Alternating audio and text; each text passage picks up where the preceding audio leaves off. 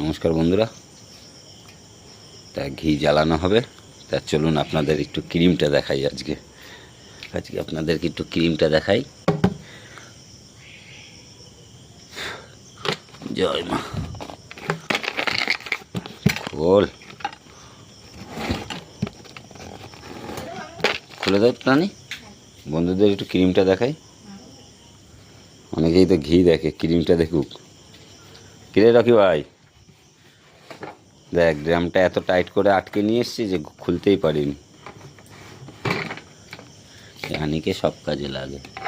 তা দেখুন, এই যে একদম খাঁটি গরুর দুধের থেকে ক্রিম তৈরি, তাও দেশি গরু।